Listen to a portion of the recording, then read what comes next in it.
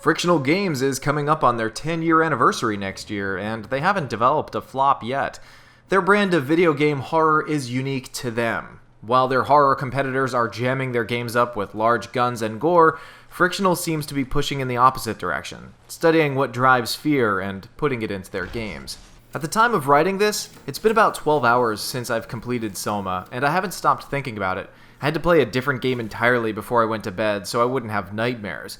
Soma is one of the scariest games I've ever played. It's also one of the best science fiction storylines I've seen in a video game. I love it.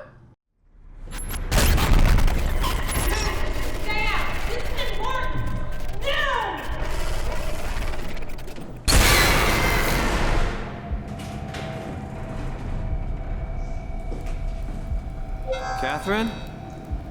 Be quiet! Don't look at it!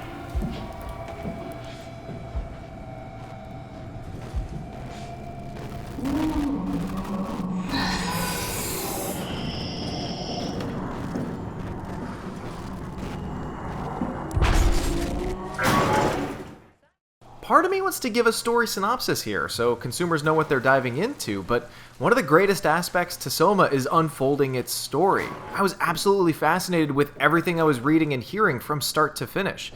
To avoid spoilers, I feel the safest way to describe the game is that players find themselves in a research and geothermal facility at the bottom of the ocean called Pathos 2. True to Fictional's pedigree, there are unspeakable monsters to avoid, but the greater joy is discovering who you are and where you are. For those worried, no, the game doesn't fall back on the video game protagonist amnesia trope. There are fewer monsters in Soma compared to Amnesia and Penumbra, but I think the game is much scarier. The game goes beyond jump and monster scares. It doesn't lean too heavily on the macabre setting to unnerve the player, though the game will play on environmental fears, claustrophobia, and isolation. Soma taps into the deeper side of humanity, asking questions of player existence, non-existence, the value of life, and the identification of the self, and it plays on fears that derive from those questions. That's the kind of fear that lingers a bit longer than some simple clash with a monster. It sticks with you. And Soma sets a new standard for audio design. Great music, solid voice acting, but most importantly, the sound effects are so perfect I'd consider it a crime if the game doesn't win an award for its audio. This game demands to be played loudly and on quality speakers or headphones. The monsters are much more sensitive to sound this time, so any tap or crack will send them curiously looking for the player.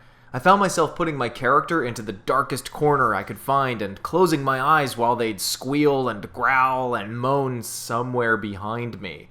I don't mean I'd be closing my character's eyes. I was closing my eyes in real life a few times. I haven't done that for a horror movie or a horror game since I can't remember when.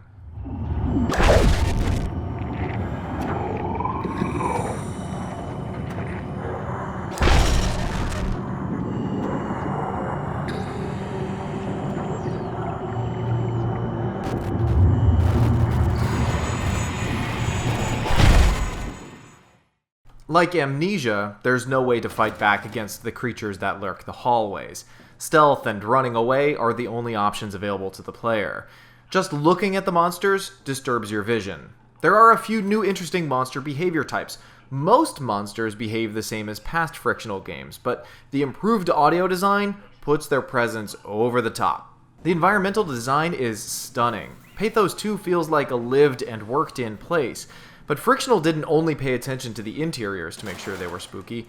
The bottom of the ocean can be a frightening and beautiful place as well.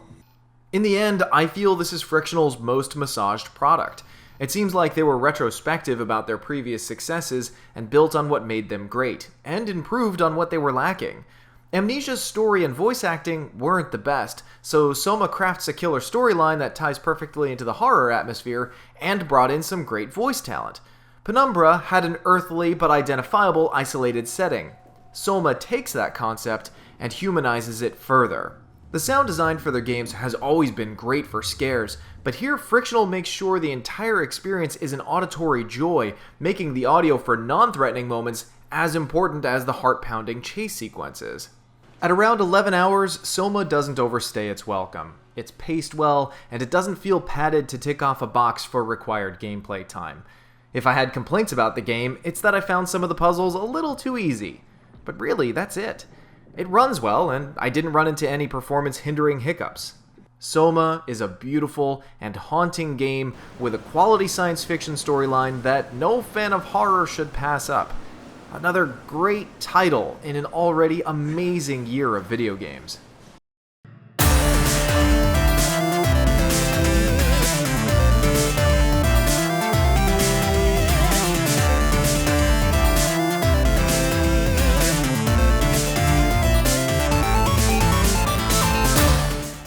This video is made possible through generous fan donations on Patreon.